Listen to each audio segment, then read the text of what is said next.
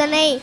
நம்ம நபி ஸல்லல்லாஹு அலைஹி வஸல்லம் அவர்கள் நம்முடைய வாழ்க்கையை சிறப்பாக்குவதற்காக என்னென்ன காரியங்களை சொல்லி கொடுத்தார்களோ செய்து காட்டினார்களோ அவை அனைத்திற்கும் நற்குண போதனைகள் என்று கூறப்படும்.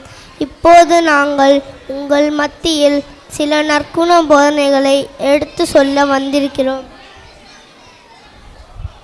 அல்லாஹ்வை வணங்குங்கள், அவனுக்கு யாரையும் இணையாக ஆக்காதீர்கள். அல்லாஹ் தஆலா நம் எல்லா பாவங்களையும் மன்னிக்கின்றான். ஆனால் இணைப்பதை மட்டும் எப்பொழுதும் மன்னிக்க மாட்டான். உங்களில் எவரும் தன் இடது கையால் சாப்பிடவோ குடிக்கவோ வேண்டாம். ஏனெனில் ஷைத்தான் தன் இடது கையால் சாப்பிடுகிறான், இன்னும் குடிக்கிறான்.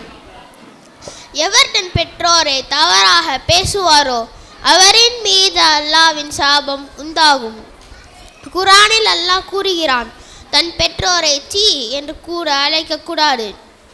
மேலும் நாம் அனைவரும் பெற்றோருக்கு கட்டுப்பட்டு நடக்க வேண்டும் என்று முஹம்மது நபி ஸல்லல்லாஹு அலைஹி வஸல்லம் அவர்கள் கூறுகிறார்கள்.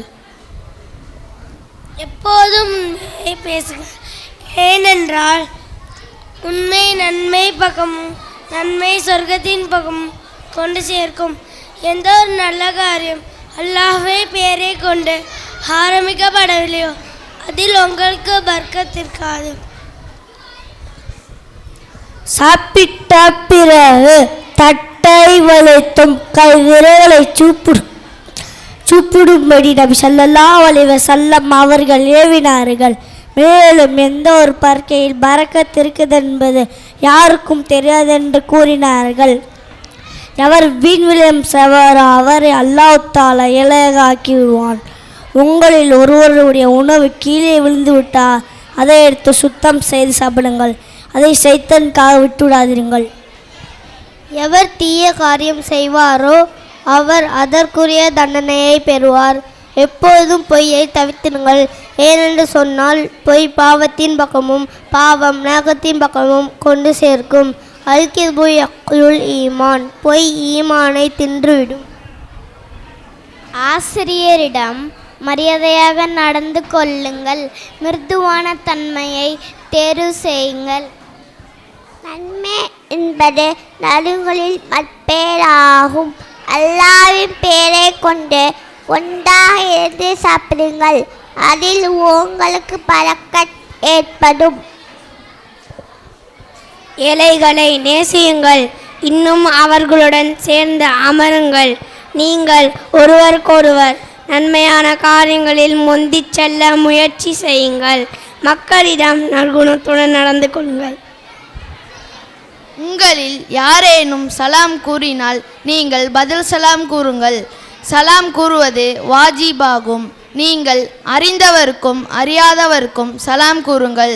சலாம் கூறுவதால் 30 நன்மை கிடைக்கும். அஸ்ஸலாமு அலைக்கும் என்று சொன்னால் 10 நன்மை. அஸ்ஸலாமு அலைக்கும் வரஹ்மத்துல்லா என்று சொன்னால் 20 நன்மை. அஸ்ஸலாமு அலைக்கும் வரஹ்மத்துல்லாஹி வபரகாத்துஹு என்று சொன்னால் 30 நன்மை. உங்களில் யாருக்கேனும் கோபம் ஏற்பட்டால் நீங்கள் ஒழு செய்து கொள்ளுங்கள். கோபம் சைத்தானிடமிருந்து ஏற்படுகிறது. கோபத்தை தவிர்ப்பதற்காக நமது நபி ஸல்லல்லாஹு அலைஹி வஸல்லம் அவர்கள் ஒழு செய்து கொள்ள வேண்டும் என்று கூறினார்கள். இஜ்தனிபுல் கலப், கோபத்தை தவிர்த்திடுங்கள். ஒருவருக்கொருவர் பரிகாசம் செய்து கொள்ளாதீர்கள். அல்லாஹ்வின் தூதர் முஹம்மது நபி ஸல்லல்லாஹு அலைஹி வஸல்லம் அவர்கள் எப்போதும் தீங்குக்கு பதிலாக தீங்கு செய்ததில்லை, மாறாக மன்னித்து விடுவார்கள். அஸ்ஸலாமு அலைக்கும் வரஹ்மத்துல்லாஹி வபரகாத்துஹு.